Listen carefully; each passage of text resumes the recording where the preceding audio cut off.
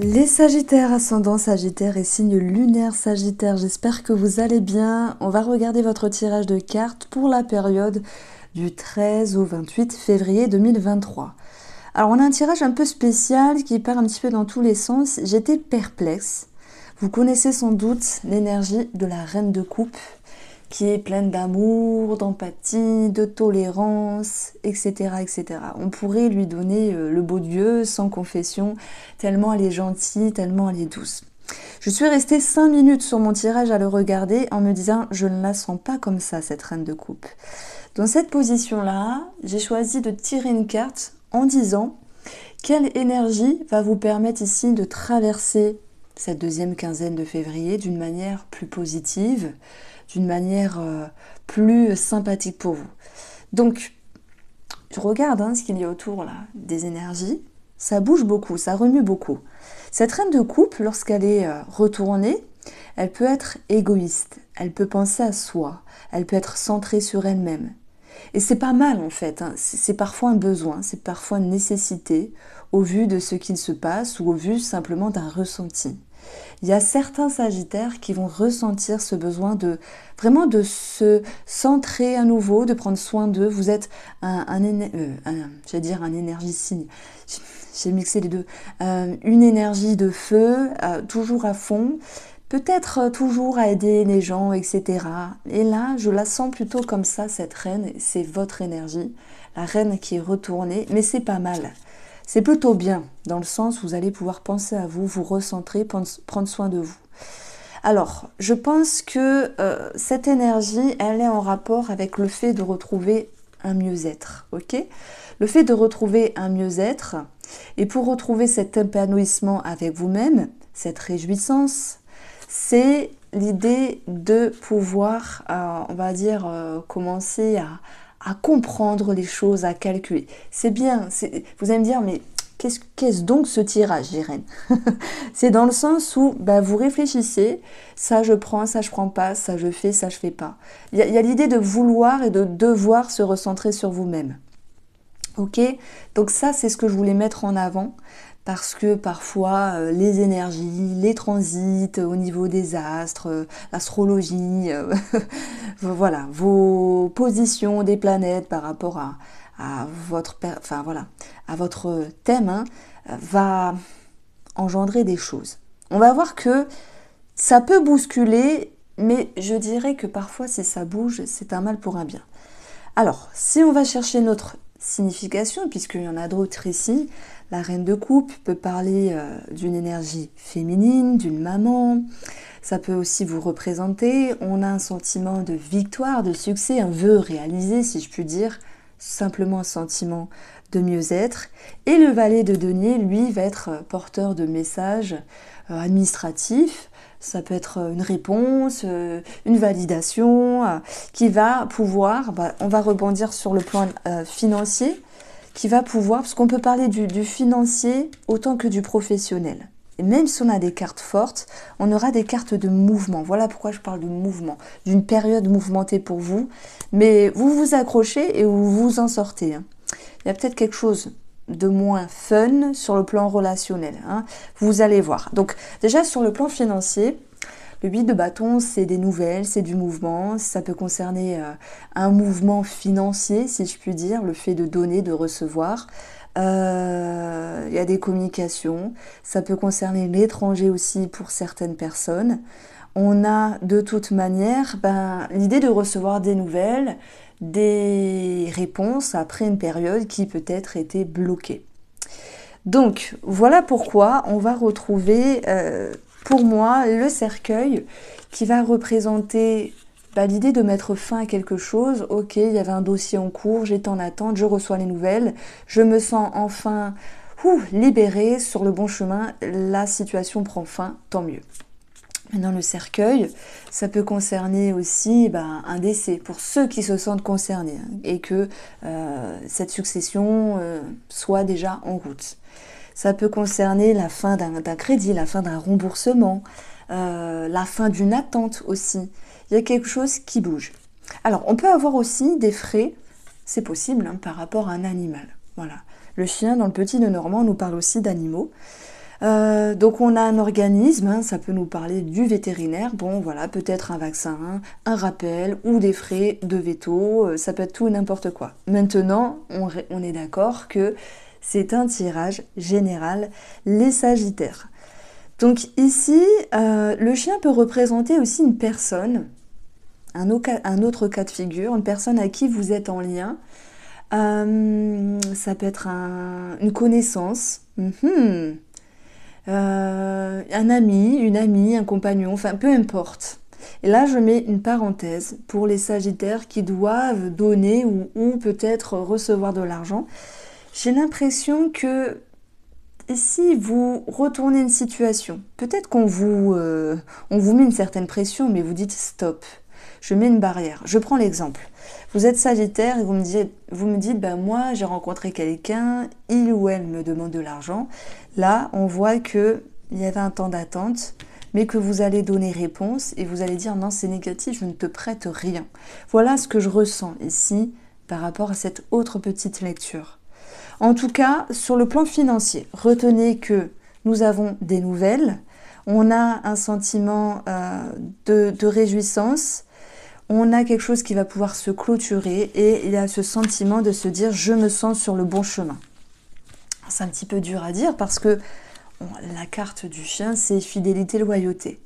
Donc ça peut être aussi cette notion est-ce que je peux faire confiance à une personne si je lui prête de l'argent? Ok. Est-ce que je peux faire confiance aussi à cette situation si je vais dans cette direction, si je m'engage? Si je prête ou si je demande, vous voyez, j'ai quelque chose qui ne se fait pas, mais parce que c'est bien. Et j'ai aussi des choses qui vont pouvoir se clôturer parce que c'est comme ça. Alors, on a ici le plan relationnel. Le 9 de bâton, je mets des barrières, je mets des limites. Qu'est-ce qui vous embête? Je vous ai dit, la reine de coupe va, si on la retourne, être égoïste, centrée, sereine, mais c'est aussi peut-être pour se préserver, pour se protéger. Peut-être que cette reine, elle a trop donné. Peut-être qu'elle a fait beaucoup d'efforts. Elle a toujours été là pour les autres. Et je parle de vous. Vous avez toujours tendu la main, tendu l'oreille, prêté une épaule attentive. Et vous vous dites, là, c'est bon, j'en ai marre. Et je la sens plutôt comme ça, ce 9 de bâton. En train de vous dire, arrête de me parler, arrête de m'embêter. J'ai autre chose à faire. Je m'occupe de moi. Ça, c'est mon ressenti sur le plan relationnel. On peut voir qu'il y a une distance aussi, hein, peut-être sur les collègues qui vous saoulent, on peut parler comme ça, qui vous saoulent, qui vous embêtent par rapport au domaine pro. Vous voyez, le roi d'épée peut être tranchant et vous venez dire, mais arrête de me saouler, j'ai pas le temps. C'est possible. Vous allez le dire à votre manière, mais il y a quelqu'un qui peut se sentir blessé. Et même si on vous considère comme quelqu'un qui pense à elle ou à lui, vous vous en fichez, hein, et heureusement parce que parfois il faut arrêter de penser pour les autres. Je vous adore, j'aime bien votre façon d'agir. Bon, je sais pas, hein, dites-moi comment vous allez vous exprimer. Est-ce que vous êtes cash? Est-ce que vous êtes plus doux? Parce qu'il y a des Sagittaires qui sont cash, il y en a qui sont un petit peu plus doux. Alors, on voit que sur le plan relationnel, sur le plan professionnel, donc il y a deux cartes qui sont tombées, donc j'ai joué le jeu. Le roi d'épée, c'est un roi, c'est celui qui dirige, et il y a la mort. Donc j'ai l'impression que pour ceux qui sont peut-être, alors pas tous les patrons ou les cadres féminins ou masculins, soit c'est une envie de prendre le large ou l'envie d'arrêter quelque chose pour partir sur autre chose. De toute manière, on a la réjouissance. Maintenant, la mort, c'est lâcher quelque chose et renaître ici. Il y a comme une transformation. Mais en fait, ça me parle de décision. Hein. Ça me parle de décision ici, prise avec une certaine poigne. Il est intriguant, ce roi d'épée.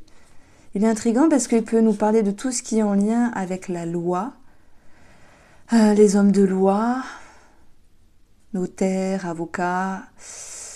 Ça peut être aussi des prud'hommes par rapport au travail. Bon, j'ai quelque chose qui avait mis du temps, vous voyez, par rapport au prud'homme. Voilà, c'est notre lecture, hein, mais qui va pouvoir s'arrêter, se finaliser. On a l'abondance pour vous, on a des bonnes nouvelles financières. Il y a quelque chose qui se clôture par rapport au prud'homme. Voilà, on laisse ça de côté, parce que tout le monde ne sera pas concerné, sinon ça serait la pagaille en France, si tout le monde serait au prud'homme. Le roi d'épée, je vais le voir aussi comme votre énergie. L'énergie de décision, de clarté, d'esprit vif, de savoir, ça me parle de savoir. Vous savez quelque chose, vous comprenez quelque chose par rapport à ce domaine professionnel et vous venez ici avec la mort transformée. Ça peut être l'idée de vouloir s'éloigner des collègues, c'est possible, on l'a vu, il y a des choses qui font que vous vous retrouvez avec vous-même. Ça peut être aussi l'idée de vouloir prendre un petit peu de repos. On a une distance, je le vois comme ça. Ça peut être aussi d'aller chercher autre chose. Alors tous les Sagittaires ne vont pas chercher un autre travail, mais c'est possible aussi. Ça peut prendre du temps, mais on vous sent décidé. Il y a comme l'idée d'un soulagement à l'intérieur de vous. Voilà, donc après, je dirais que voilà, pour les Sagittaires qui ne souhaitent rien changer dans le travail ou qui ne veulent pas partir, admettons, ben, il peut y avoir un patron, un cadre qui s'en va, une personne un petit peu au-dessus de vous qui part. Et ça me parle de départ en fait. Voilà pourquoi on a le chien, la fin. Ça me parle de départ de quelqu'un, mais plutôt haut placé entre guillemets. Alors, par rapport au domaine sentimental des Sagittaires, sur cette deuxième quinzaine de février, on a le 10 de bâton, c'est des efforts, c'est le fait de tenir bon. J'ai comme qui dirait quelque chose qui en vaut la peine ici. Ce 10 de bâton, il parle quand même d'essoufflement, mais aussi de tenir bon. Qu'est-ce qui fait que dans la relation, il y a des efforts à fournir? Peut-être au niveau sentimental pur et dur, ou sur une énergie extérieure aussi. Ouais, je vois des énergies aussi extérieures qui peuvent s'impacter sur la relation d'autres personnes, ou peut-être des membres de la famille, mais vous dites, oh là là, cette situation, elle prend la tête, je me défends, mais je tiens bon. Donc, en tout cas, dans le 10, on a cette notion de transition, il y a quelque chose qui va pouvoir bouger, et puis, on va aller chercher ce que nous avons là, des conflits, intérieurs ou extérieurs, des paroles parfois un petit peu blessantes, mais de toute manière, je pense que ce n'est pas à cause de vous ou propre à vous, c'est que la personne en face peut se sentir fatiguée. Ça me parle d'une certaine fatigue dans une relation, peut-être par rapport à une énergie extérieure ou en lien avec ce que vous vivez. Donc on a aussi l'idée de pardon, de pardonner, et derrière cette carte, en plus du guide, on a cette notion de compréhension, d'accueil. La reine de coupe aussi, elle est empathique. Elle est là, ok, je t'écoute, je prends soin de toi, je te materne, je suis là pour toi. Donc je dirais qu'il y a quelqu'un qui se sent fatigué et que cela se répercute au niveau des conflits. Mais que vous passez l'éponge, parce que vous comprenez que ce n'est pas indépendant de vous. Ça, c'est ce que je peux comprendre. Le guide aussi va me parler aussi peut-être de thérapie, le guide intérieur, alignement, ce genre de choses-là. Et il va peut-être thérapie pour soi-même, thérapie de couple peut-être, avec cette notion d'avancer, de pardonner, de comprendre des choses et vraiment de lâcher aussi un certain poids. On a cette notion de poids ici. Donc en fait, vous vous sentez libéré. Cette carte-là, bien sûr, on a la solitude. Je pense que c'est l'énergie dans laquelle vous pourriez vous sentir à un moment donné. Mais c'est aussi une énergie nécessaire pour pouvoir un petit peu faire le bilan, poser les choses et vous dire dans quelle direction je souhaite aller. Donc c'est pas quelque chose qui est subi, c'est parfois voulu. Dans la solitude, on peut se poser, comprendre, accepter, pardonner, mettre les choses à plat. Et parfois, c'est un sentiment qui est ressenti et ça peut être la cause aussi de certains conflits. Donc là, chacun y verra un petit peu midi à sa porte. Après, heureusement que nous avons l'énergie du guide qui vous permet de vous sentir posé. Puis on a de la confiance qui revient, un sentiment de sérénité ici et l'idée de se retrouver d'une manière alignée. Donc ça, c'était pour les couples. Bien sûr, il y a des choses qui ont pu également vous interpeller, que vous soyez en couple ou non. Pour les célibataires, alors j'aurais peut-être quelque chose pour les triangulaires. J'en ai pas toujours, mais voilà, il y a une personne qui m'a demandé d'en parler, donc si j'ai un message, j'en parlerai. Alors, pour les célibataires, solitude, 10 de bâton, pardon, guide, il y a comme un travail sur vous-même ici, où vous lâchez quelque chose. Vous allez vous dire, ok, j'ai porté le poids de mon passé, des trahisons, des déceptions, ça me grignotait, ça me bouffait la tête. Ok, je parle comme ça, mais ça vous embêtait, ça vous empêchait peut-être d'avancer, vous voyez? Et moi, je pense que l'énergie qu'on va retrouver, alors je ne peux pas vous dire, il y a une rencontre, là je ne sens pas de rencontre, mais voilà, après vous êtes des milliers à regarder les vidéos, je vous en remercie. Je vais vous dire, cette reine de coupe, elle est belle, elle est séduisante, mais je pense que les célibataires vont d'ailleurs, vont davantage penser à leur bonheur, à leur bien-être, à leur propre épanouissement, avant de s'ouvrir avec quelqu'un d'autre. D'où le sentiment de solitude qui est voulu, qui est accepté. Non, je ne m'engage pas de suite, j'ai autre chose à régler avec moi-même, je suis bien. Hein, on n'est pas obligé d'aller avec quelqu'un juste pour combler un vide. Hein, on peut aussi se combler soi-même et travailler sur notre bonheur. Alors, je vous adore, hein, les Sagittaires, vous le savez. Pourtant, je ne pense pas avoir du Sagittaire dans mes planètes. Il faudrait que je regarde, mais je sais pas. J'ai un truc avec vous. Donc, le petit message pour les triangulaires, c'est ici, non. Il y a quelque chose qui ne vous a pas plu. Arrête de me prendre pour une bête ou pour un bête, ou C-O-2-N-E, etc. On voit qu'il y a une distance ici, on voit très bien, il y a une distance, vous êtes froide, vous êtes froid, et c'est un petit peu l'idée, ah ouais, tu m'as fait ça, eh bien, je te rends le retour du bâton, ok, c'est dur pour l'autre, hein, il subit comme une charge, j'ai besoin, moi, de m'isoler, et de réfléchir. Et on se retrouvera peut-être le mois prochain, au mois de mars, si t'es sage. Donc c'est ce que je ressens, mais c'est un petit peu le jeu du fuis-moi, je te suis, mais on s'aime quand même, mais j'ai besoin de temps. Voici pour vous les Sagittaires, j'espère que vous avez apprécié ce tirage. Je vous embrasse bien fort, et puis on se retrouve très vite.